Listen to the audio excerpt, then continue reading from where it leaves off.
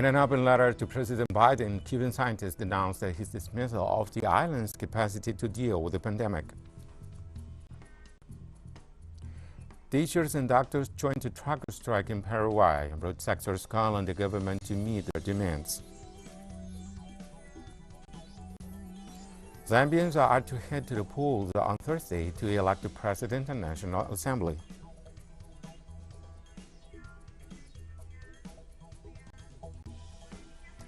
Hello, welcome to Sunday South. I'm Brink from teleSUR Studios in Havana, Cuba. We'll begin with the news.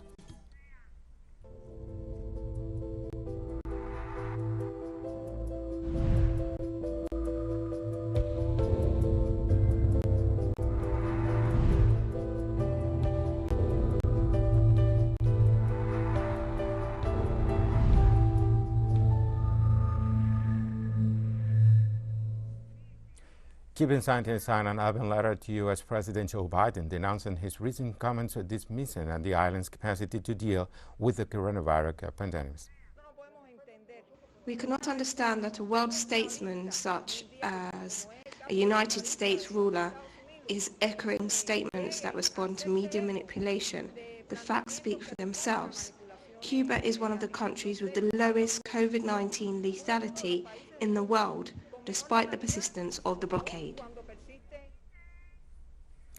The president of Cuba, Miguel Diaz-Canel, warned that the country is at the brink of its capacities in infrastructure, resources, medicine, and oxygen, facing the COVID-19 health crisis.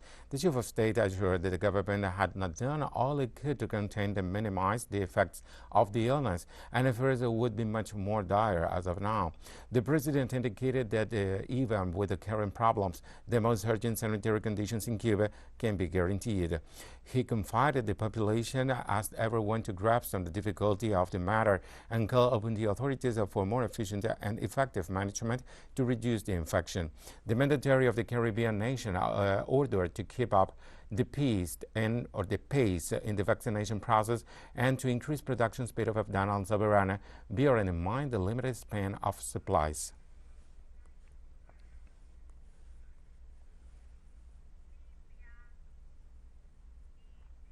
The Italian government has sent humanitarian aid to Cuba to fight the COVID-19 pandemic. The shipment of medical supplies, which had departed from the Italian region of Lombardy, contained donations funded by the government as well as solidarity organizations. It should be recalled that the Cubans sent doctors to Italy early on in the pandemic to help save the lives in the European nation badly hit by COVID-19.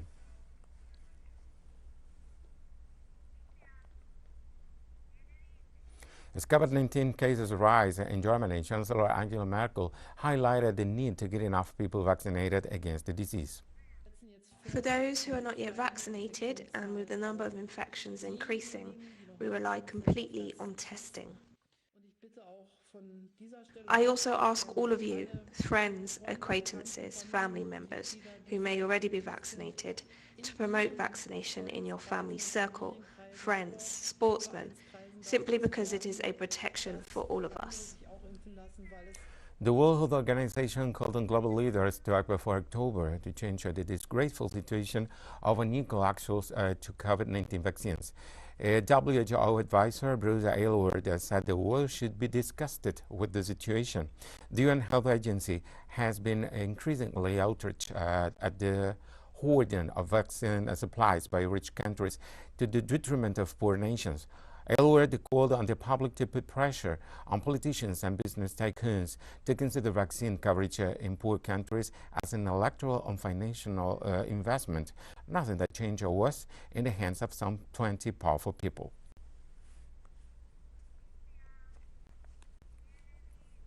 In Nigeria, 12 deaths due to a cholera outbreak, as reported by Ministry of Health.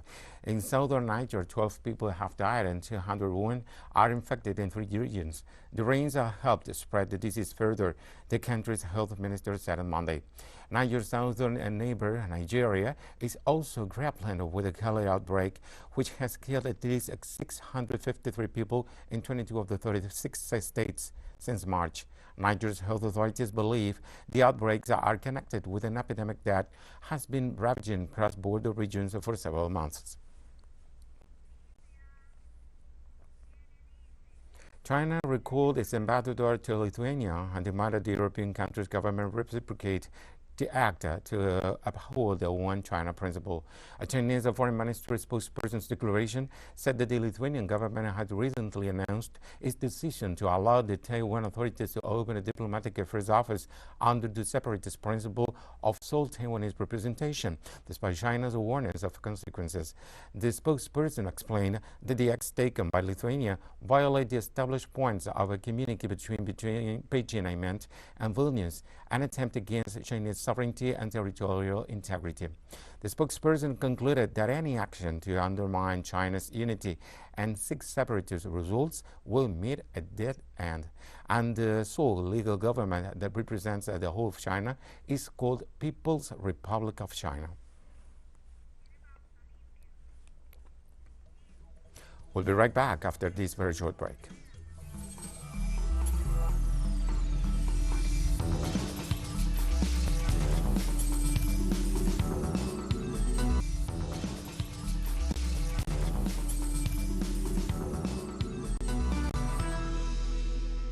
Welcome back. Teachers have joined the trucker strike in Paraguay. Truck drivers have been on strike for a week, while educators started mobilizing this Tuesday alongside other unions to demand the basic salary and other benefits.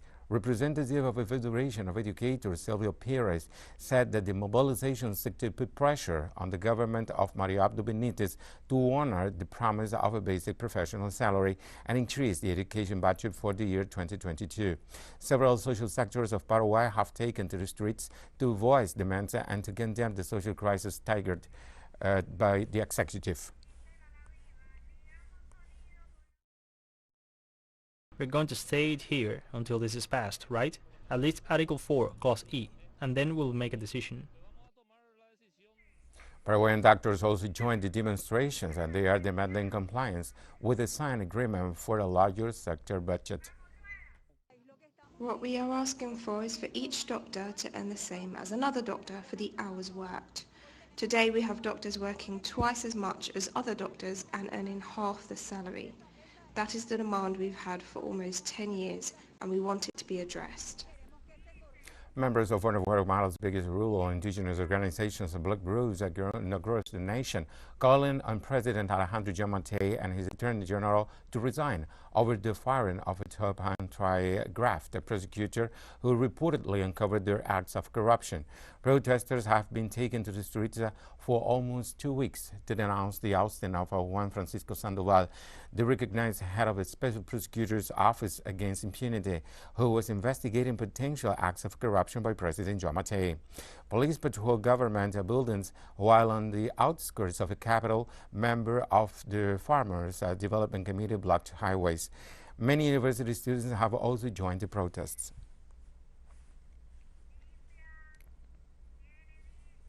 In the midst of an unusual military parade and high tensions, Brazil's lower chamber was set to vote on a bill to implement printed voter receipts pushed forward by President Jair Bolsonaro.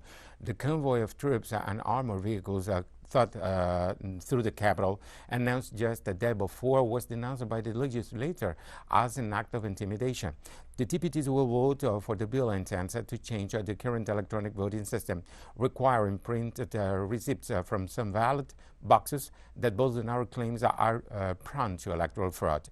Critics have denounced the bill as a move by Bolsonaro to sow doubt regarding the country's electoral system, as opinion polls show him trailing behind ahead of the 2022 elections.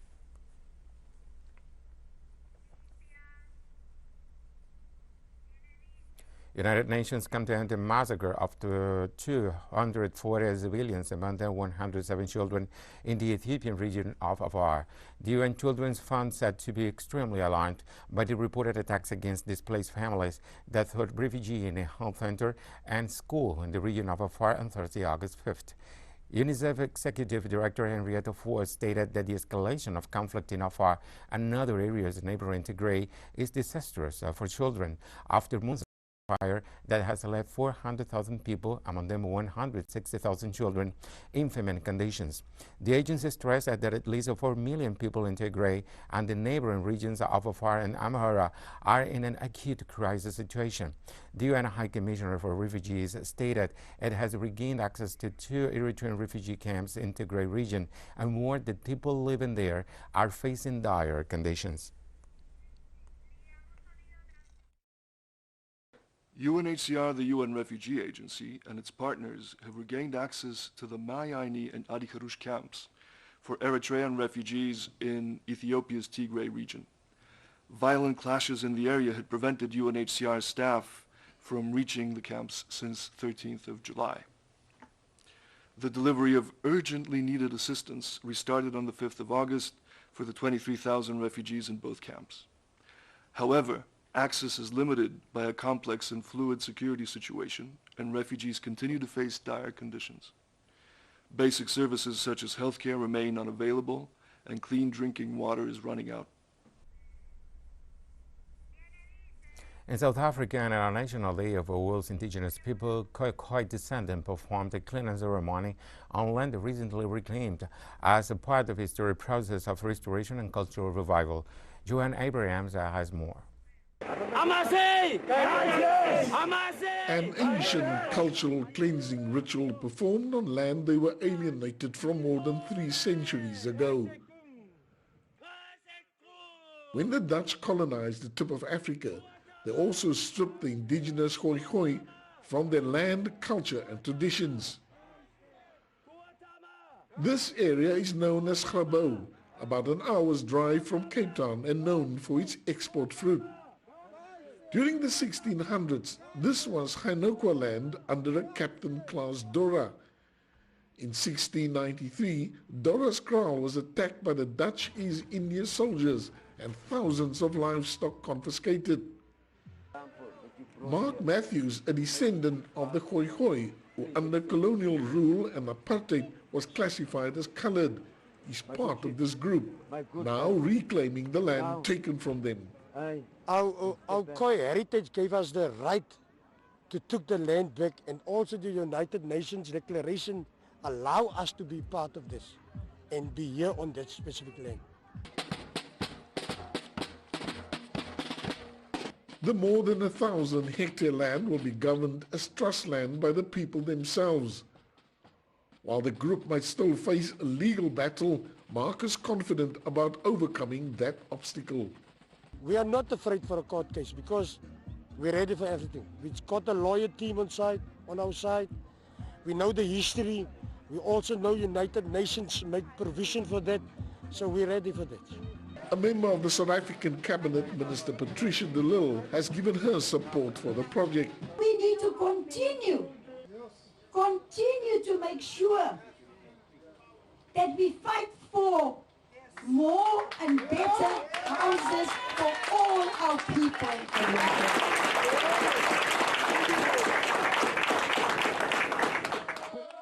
Part of the plans for this cultural village is to have it declared a National Heritage Site to form part of the government-approved National Khoi and San Heritage Route. Johan Abrams for teleSUR in Cape Town.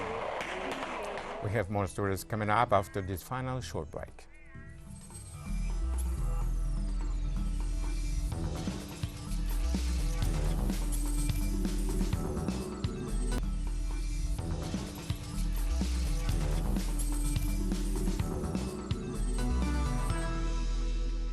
Welcome back. Zambians will head to the polls on Thursday to elect the President and National Assembly.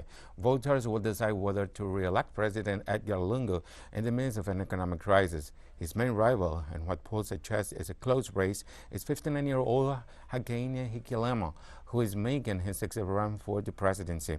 Experts say the result of a closely fought election will set the tone for investment in the copper-rich southern nation.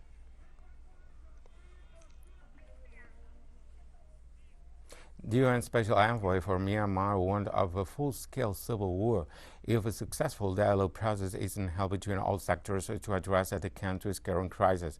Christine Schreiner stressed that the clashes between the military and local defense forces are continuing. The World Bank predicts an 18% drop in GDP this year, and the International Labour Organization estimates 2.2 million jobs have been lost since January. On top of that, the UN official noted that Myanmar is currently facing a severe third wave of COVID-19, with more than 3,000 new cases reported on Monday. We see a lot of violence on the ground. Clearly, many people are afraid of the huge violent scale of the military people, but also the people defense forces are using now more and more weapons which are not artificially self-made weapons. They are also using now professional weapons. So I really hope that a dialogue can happen to avoid a breakout of a full-scale civil war. The Taliban has seized another two provincial capitals in Afghanistan's west and north in under a week. Faraziti, capital of province with the same name, has been a focal point of the group's offensive in the country's west of years. Government officials had fled to an army headquarters several miles outside the city, and the main prison had been breached by the insurgents. In the north, the month-long Taliban stranglehold on the capital of Baghlan province finally succeeded, forcing government forces to retreat.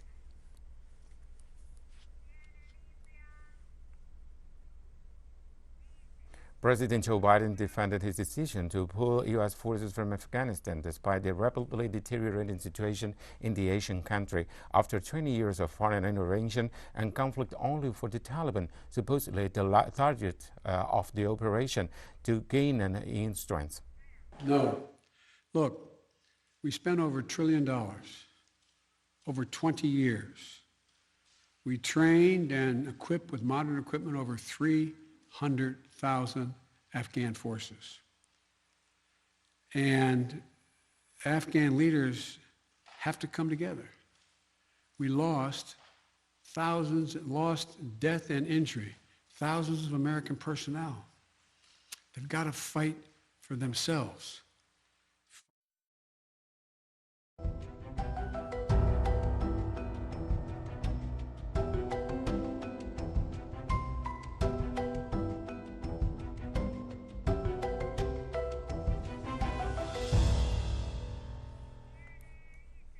Wildfires in Algeria brought over 31 blazes and high temperatures and extremely dry conditions, reported the local authorities.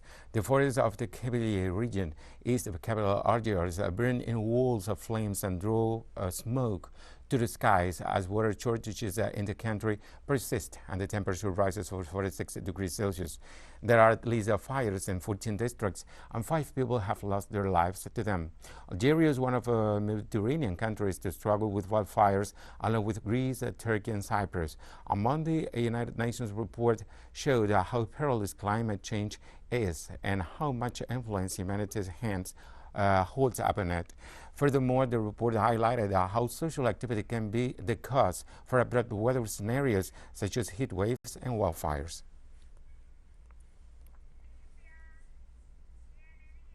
Tens of wildfires remain active in the south of Italy, with an alarming situation mainly in the Calabria region. A general concern is taken over the heat wave that is expected to intensify with temperature over 4 degrees Celsius. Officials explained that the most of 7 ongoing fires are condensed in the southern region, especially Sicily, Calabria, and Apulia.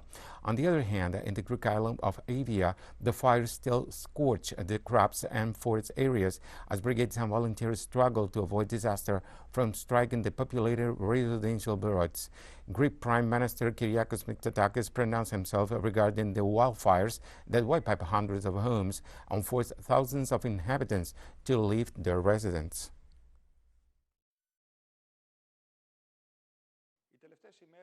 The previous days have been some of the most difficult for our country for decades. We gave and still give a battle with all our might, but we are facing a natural disaster of unprecedented proportions.